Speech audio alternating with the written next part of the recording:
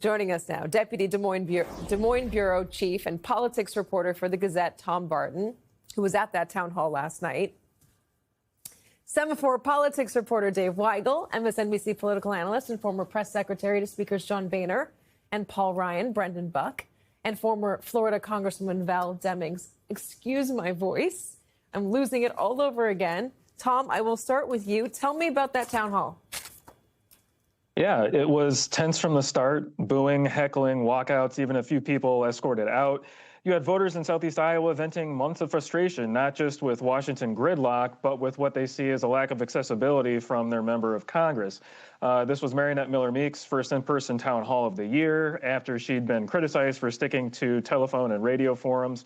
So expectations were high, and when people finally got their chance, they let her have it. And as you mentioned, the biggest flashpoints were the economy, healthcare, immigration enforcement. They said tariffs are hurting them, not helping. Rural families are worried about hospitals closing under Medicaid cuts, and outside immigration advocates were literally pleading for her to intervene in a deportation case. These weren't partisan activists who were flowed in. They were local farmers, retirees, working parents. And what came through loud and clear was, again, anxiety about affordability and frustration that Washington's fights aren't fixing it.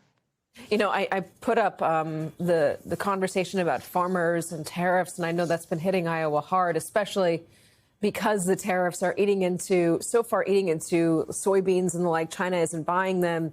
They've really been feeling it. But I also want to get you to linger for another moment on health care. When Iowans are talking about it, when they're asking their representatives about it, what answers are they looking for? So they're looking for answers about what are you going to do to ensure that rural hospitals that are facing tight margins and are facing concerns about the impacts from these Medicaid cuts, what are you going to do to make sure that those hospitals can stay open, that they won't have to close maternity wards or shut down specialized units, that you're doing something to make sure that I can maintain my access to health care and provide assurances that, that's not going to go away, and that there won't be an impact to providers, and that my family can still access the same level and affordability of health insurance coverage through the individual marketplace. So, Dave, is it just Iowa, or how pervasive is this issue? How widespread is the frustration regarding health care, regarding the Rural Hospital Fund, regarding Medicaid, regarding the ACA subsidies, which are now not in this funding bill? It is widespread. And yes, Democrats are fighting amongst themselves right now. The ones who are looking at last week's election results and where they played the best are still very optimistic about this remaining an issue if Republicans keep it as one. So in New Jersey, for example, we saw Republican messaging for Democrats who didn't vote for their bill before. They ran ads saying they're responsible for tax increases, they're responsible if hospitals go out of business, just not very credible. And one thing Democrats were confident of, even the ones who didn't want the shutdown, was that their party is associated with cheaper health care bills. No matter what the impacts of the Affordable Care Act are, their party is on the record saying they want to tax the rich for lower health care premiums for people on this plan. A lot of the Republican answers were versions of, well, not many people are affected by that, or it's their fault, or we shouldn't have extended those subsidies in the first place. And under Trump, Republicans have not been very good at saying there's a benefit that you got and we're going to take it away from you. Trump's transformation of the Republican Party is really about the opposite, about saying we're going to lock in Medicare, we're going to lock in Social Security payments, we're going to maybe give you bonus checks, which hasn't happened this year, but the president keeps hinting at. They don't have the political muscle memory to say we're going to take a benefit away from you, and there is no Republican answer apart from maybe health savings accounts. So, Liz, not as many town halls, but a lot of this sort of anger. So I'll ask you this, Brendan. Is the pain over because the shutdown's about to end, or is it just beginning? Well, they certainly not set themselves up for a lot of success. Yeah, Mike Johnson, as you point out, has a lot of challenges on his hands. Look, as it relates to healthcare, I've disclosed this before. I work on these ACA tax credits, so I won't dig in too deep on that. But I can tell you, having lived through the Obamacare shutdown of 2013, having lived through the 2017 repeal and replace effort, Republicans have always struggled with healthcare, and we are very good about the idea of, like, let's repeal Obamacare. Where we've always come up short is what the replacement is. And as Dave has said, HSAs are great, but they're not really a full alternative to what we're talking about here. And we have learned, Bill Clinton learned it, Barack Obama learned it, we learned it in 2017. Playing with healthcare is a very dangerous political exercise. It's what we lost the House over in 2018. And Donald Trump has talked about wanting to reignite a broader healthcare debate. I'm very skeptical that is something that's going to happen. I don't think Republicans are particularly prepared for a broader systemic healthcare reform plan. That's just not anything they've been focused on. And now they sort of had this thrust upon them. I don't think it's a conversation that Republicans want to be focused on. And Democrats very clearly do. And that's, I think, ultimately why Democrats don't need to hang their heads so much on this shutdown is they're now controlling the issue set. And that's, 90% of politics. What are you talking about? And they're on very good terms right now. Yeah, but they've also, Congressman Demings, they've also really angered a lot of people in their party. I mean, they've angered other members of their caucus in the Senate, members of the House, but also regular voters. If you go on social media right now, it is alight with people who are pissed off at the Democratic Party for not standing up, for not holding out, and for confirming the suspicion, they say, that the party itself is weak.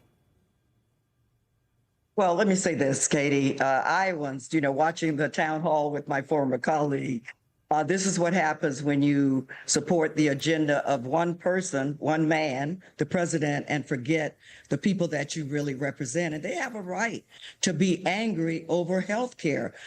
Dr. King said out of all of the injustices, the absence of health care is the most unjust because of the consequences. So they have a right to worry about rural hospitals closing. And as Brandon just said, it's interesting that Republicans don't want to talk about health care. Democrats do. Why doesn't everybody that represents people all over this country want to talk about health care? But Democrats, I think, have a right to be angry. Let me just say this. If we weren't there, but if we think about the Montgomery bus boycott, you know why it was successful? Because no one got on the bus. The argument, the fight in Congress was over health care. And I think that was the right place to be. So I, too, was disappointed that we have gone in a different direction. And I've heard what Speaker Johnson has had to say. I can't put much faith in that, but we will wait and see what happens. So nobody gets on the bus. You say that the Democrats should have just kept going. I mean, at what point would the argument was over health care. And what did we get? Now, look. I went through the government shutdown in 2017, 2018. It was painful. But you know what the difference was? Republicans and Democrats, although 35 days, both parties stayed in Washington, D.C., negotiating to get things done. And so, look, 4,000 people not immediately being fired. We'll see what happens in January. We're dealing with people who struggle with the facts. But look, that's a good thing. Getting the government back on track. We're facing major holidays, air travel, air safety. All of those things are important. But the foundation of the fight was health care. And I think that was a fight well worth the effort.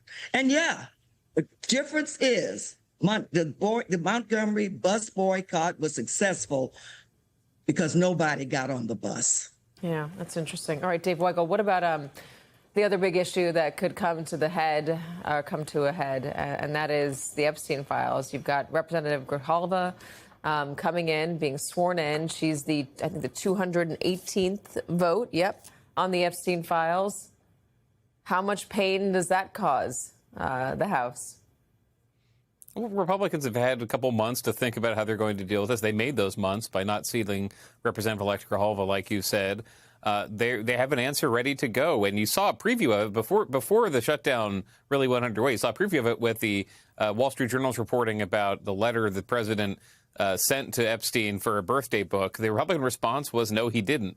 Not with any particular proof they could point to, just that there was one page of this birthday book that had not been seen by reporters before, that had to be revealed through court cases, that was fake. Okay, I expect that to be the Republican response.